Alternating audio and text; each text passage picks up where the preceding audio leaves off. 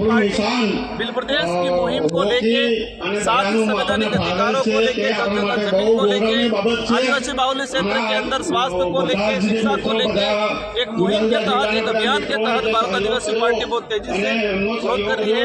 और आज यहाँ पर हमारे सभी वरिष्ठ पदाधिकारियों की मौजूदगी में गुजरात प्रदेश कार्यकारिणी के नेतृत्व में भारत आदिवासी पार्टी का आज कार्यक्रम आयोजित किया जा रहा है। दाहोद के अंदर भारत आदिवासी पार्टी का कार्यालय खोला गया है और हमें उम्मीद है कि क्षेत्र की जनता वर्तमान सत्ताधारी लोगों से और साथ ही कांग्रेस के लोगों से उठ चुकी है, थक चुकी है।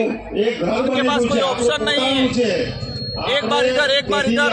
और देखा गया है कि मोदी जी बड़े बड़े जुमले देकर गुजरात की जनता को झूठे सपने दिखाए, लेकिन आदिवासी बाहुल्य क्षेत्र की ऐतिहासिक पृष्ठभूमि की अगर बात करें, मानगढ़ के अंदर हजारों आदिवासी समुदाय जो शहीद हुआ था, उनको लेके आज तक गुजरात के पाठ्यक्रम में, स्कूल का जो पाठ्यक्रम है उसके अंदर आदिवासी महापुरुषों के इतिहास के बारे में, जीवनी के बारे में, इनके संघर्ष के बारे में नहीं पढ़ाया गया।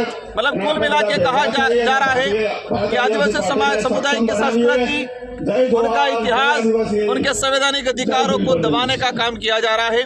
और भारत आदिवासी पार्टी इस क्षेत्र के आदिवासी समुदाय, साथ ही दलित, पिछड़ा, अन्य और किसी भी वर्ग का जो गरीब व्यक्ति है उसकी आवाज बन के गुजरात राज्य के अंदर काम करने का प्रयास करेगी। और हमें उम्मीद है कि इस पार्टी के साथ यहाँ की जनता दिल से जुड़ेगी, संघर्ष करेगी और आने वाले समय में एक शानदार परिणाम आएगा। और इस क्षेत्र की जो डिमांड है, इस क्षेत्र की जो मांगे हैं, इन मांगों को पूरा कराने के लिए गुजरात की विधानसभा हो, दिल्ली का सदन हो, वहाँ पर आवाज उठेगी। आज जो बड़े बड़े प्रोजेक्ट के नाम से हाईवे निकाला जा रहा है, आदिवासी समुदाय को विस्थापित किया जा रहा है। जो आदिवासी समुदाय आजादी से पहले जज जमीन पे मकान बना के बैठा है, उसको आज की सरकारें कह रही है कि अतिक्रमण है। जो समुदाय आजादी से पहले जिस जमीन पे बैठा हुआ है और आज प्रोजेक्ट निकाल रहे हैं, हम भी विकास के विरोधी नहीं है, लेकिन जो व्यक्ति जिस जमीन पे बैठा हुआ है उसको वाजिब मुआवजा मिलना चाहिए, जमीन के बदले जमीन मिलनी चाहिए,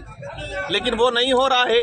स्टेचू लगाया गया, हम भी चाहते विकास होना चाहिए, हम भी चाहते महापुरुषों की प्रतिमाएं लगनी चाहिए, लेकिन हजारों आदिवासियों को विस्थापित करके जो स्टेचू लगाया गया, अभी एयरपोर्ट का चल रहा है, हम भी चाहते, लेकिन डीएलसी रेट, जो गवर्नमेंट रेट, जो जमीन ट्राइबल की लैंड को बिल्कुल नील कर रखा है। मुआवजा मिलता है 1 बीघा का 3-4 लाख, 2 लाख, 2.5 लाख। इस पैसे में वो आदिवासी समुदाय कहाँ लेगा? आज देखा गया है यहाँ पर लैंड लेने जाओगे 1 बीघा 2-3 लाख में नहीं मिलेगी, और गवर्नमेंट प्रोजेक्ट निकाल रही है और उसी आदिवासी समुदाय को 2 लाख 3 लाख रुपया मुआवजा दे रही है। जमीन के बदले जमीन दिया जाए। 1 बीघा जमीन अगर गई है अतिक्रमण में, या 1 बीघा जमीन अगर किसी प्रोजेक्ट में गई है, तो उस परिवार को 3 बीघा जमीन दिया जाए। इस मुहिम के साथ भारत आदिवासी पार्टी काम कर रही है और अवश्य आने वाले समय में इस पार्टी के साथ लोग जुड़ेंगे और एक क्रांति के रूप में ये पार्टी सिर्फ पर राजनीतिक उद्देश्य को लेके नहीं, एक सामाजिक क्रांति को लेकर चल रही है और अवश्य परिणाम के रूप में तब्दील होगी। धन्यवाद। जोहार। आपका नाम? जय जोहार, जय जोहार।